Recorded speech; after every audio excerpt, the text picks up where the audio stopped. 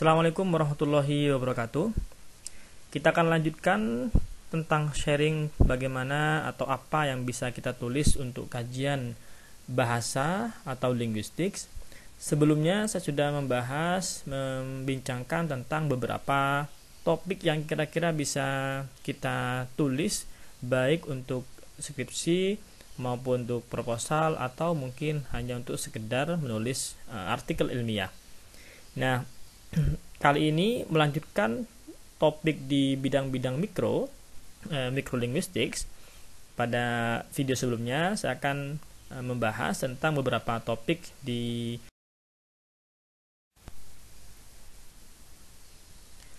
Nah, apa kira-kira sekarang topik yang masih possible dilakukan untuk bidang-bidang makro, misalnya dalam kategori discourse analysis, social linguistics, atau mungkin tentang language, politics, and power. Bila mau dikaitkan dengan pedagogi atau pengajaran, nanti bisa juga dikaitkan dengan language policy and planning. Nah, sekarang kita mulai dulu dari aspek sociolinguistics. Jika pada kajian sociolinguistics yang lumayan banyak dilakukan adalah pada alih kode atau code switch, baik itu code switching ataupun code mixing, atau sekarang yang lebih baru lagi adalah tentang code meshing yang diperkarasai oleh Suresh Canagaraja. Ada pula tentang translingual practices atau tentang politeness.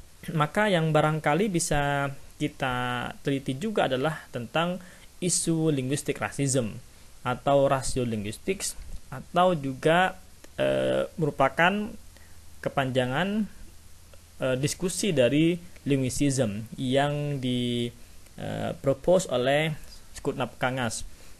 Nah, untuk linguistic racism ini merupakan salah satu extension dari kajian tentang beberapa standar dan non-standard language.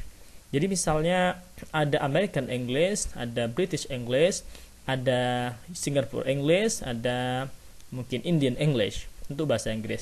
Atau dalam bahasa Indonesia kita punya bahasa Indonesia yang baku dan tidak baku, kemudian bahasa Indonesia yang kolokwial yang dipakai sehari-hari.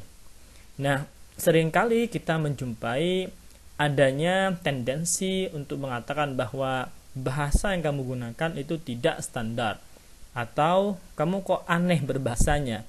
Misalnya ada orang India berbahasa Inggris, kemudian diperdengarkan kepada misalnya orang Indonesia yang belajar bahasa Inggris, barangkali mereka akan beranggapan bahwa Indian English is not good English example atau not good model.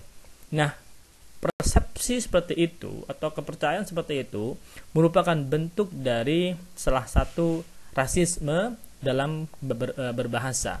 Karena ide dari linguicism adalah adanya diskriminasi terhadap seseorang on the basis of bahasa yang dia gunakan. Misalnya kajian ini salah satunya adalah oleh Sander Dovchin tentang psychological damage of linguistic racism pada international student di Australia. Nah, ini mungkin bisa sangat kita doable, sangat bisa dilakukan untuk kajian-kajian ini dengan melibatkan misalnya tentang persepsi, tentang belief, tentang wacana, dan lain-lain. Misalnya indikatornya adalah dengan memberikan pelafalan terhadap beberapa kosakata bahasa Inggris. Kemudian kita bisa lihat komentar mereka. Misalnya ada orang Madura berbahasa Inggris, apakah Madurese English itu dianggap tidak standar atau tidak bagus, atau dianggap deficient atau dianggap aneh gitu ya. Nah, jadi kalau sudah memberikan persepsi negatif bergantung terhadap bagaimana dia melafalkan, maka itu bisa masih kajian atau lensa melihat fenomena kebahasaan dari linguistic racism atau linguicism.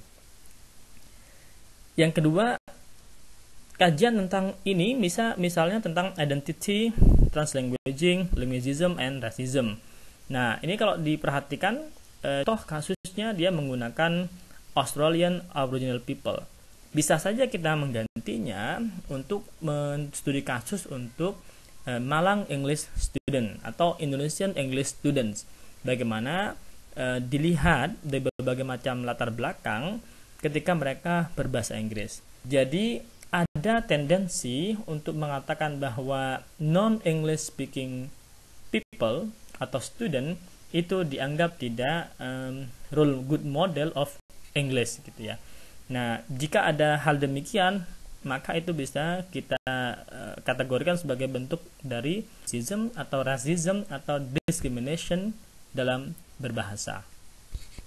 Ini juga menarik saya kira dan sangat bisa dilakukan menggunakan kacamata sociolinguistics. Nah, kalau di sociolinguistics itu ada tentang lektal, dari mulai isolek, dialek, dari bisa berangkat dari sana.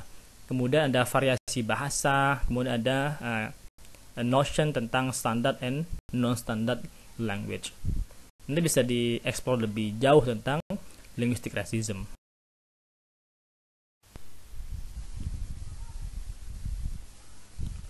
Nah, kajian linguistic racism ini atau linguistism ini sangat erat kaitannya dengan persepsi atau ideologi native and non-native English speaker. Sehingga misalnya kajiannya Khan itu cultural awareness through linguicism. Nah, jika teman-teman tertarik untuk mengkaji fenomena bahasa dari kacamata ini, maka ada baiknya untuk juga memahami konsep dari word Englishisnya Braj Kahru yang membagi terhadap ke dalam 3 lapisan English speaker. Satu itu inner circle, outer circle, and expanding circle. Atau juga bisa dengan memperkaya pemahaman kita tentang English as a lingua franca. Tidak hanya sebagai English as foreign language, tetapi kemudian bahasa Inggris bagaimana digunakan oleh speaker yang bahasa pertamanya bukan bahasa Inggris atau berbeda bahasa pertama. Jadi misalnya orang Indonesia berbicara dengan orang India tetapi menggunakan bahasa Inggris sebagai bahasa komunikasi. Nah, ide dari Word Englishes ataupun ELF ini hampir sama, yaitu mengakui bahwa adanya variasi atau bentuk bahasa Inggris yang lain di luar circle American, British, Australian, atau Kanada, atau New Zealand. Dan itu is okay menurut mereka. Sehingga mereka counter belief dengan native speakerism atau kepercayaan bahwa bahasa Inggris itu adalah bahasanya native speaker yang memiliki otoritas terhadap bahasa Inggris tersebut. Kalau menurut mereka, Word Englishes dan ELF scholar ini tidak demikian, karena sejatinya bahasa itu tidak dimiliki oleh kelompok tertentu, karena dia digunakan oleh tidak hanya kelompok itu akhirnya. Nah, ide ini kemudian juga memperkuat misalnya isu mengenai linguistic imperialism. Kalau nanti bisa dibaca lebih jauh, maka menggunakan kacamata ini untuk mengkaji diskriminasi, injustice, atau linguicism dalam berbahasa, maka akan jauh memberikan kontribusi dan wacana yang lebih fresh terhadap beberapa kajian yang sudah ada, terutama untuk melihat bagaimana bahasa Inggris digunakan untuk konteks Indonesian speakers. Misalnya dihubungkan juga dengan identitas dia sebagai Muslim, sebagai Javanese, juga sebagai student untuk foreign language. Nah, itu linguistic imperialism. Kalau mau kenalan dengan ELF, itu bisa membaca beberapa karya dari Will Baker, Seidhofer, kemudian juga Jennifer Jenkins, atau juga Barbara. Itu beberapa tokoh di bidang ELF. Nah, selain itu juga ada contoh penelitian misalnya di Silalahi yang barangkali juga bisa jadi pertimbangan. Dia mengkaji tentang linguistic imperialism, tentang native speakerism. Jadi ide dari ketiga framework tadi itu hampir sama, yaitu melihat bahwa bahasa Inggris itu tidak serta-merta dapat diklaim menjadi miliknya orang Inggris, British, American, atau Australia. Tetapi dengan munculnya berbagai macam varian English, misalnya Singlish, Indian English, Sri Lankan English, itu membuktikan bahwa mereka yang di luar circle tadi memiliki kemampuan untuk menegosiasi bagaimana menggunakan bahasa Inggris.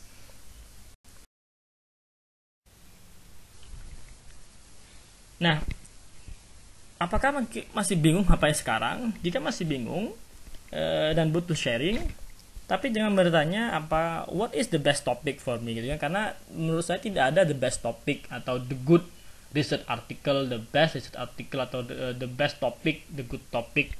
Itu sangat subjektif dan variatif.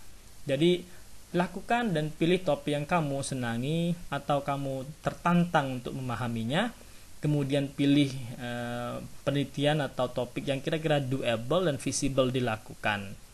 Jika sudah punya topik, sudah punya rancangan, sudah punya kira-kira desain, dan sudah mulai get in touch dengan apa yang diminati, masih bingung juga, silakan kalau mau bersharing, mau berdiskusi, drop your question in di kolom komentar. Oke, good luck, thank you, semoga lancar. Itu tentang beberapa area yang bisa kita lakukan dalam kajian linguistics, baik mikro maupun makro. Thank you and good luck. Assalamualaikum warahmatullahi wabarakatuh.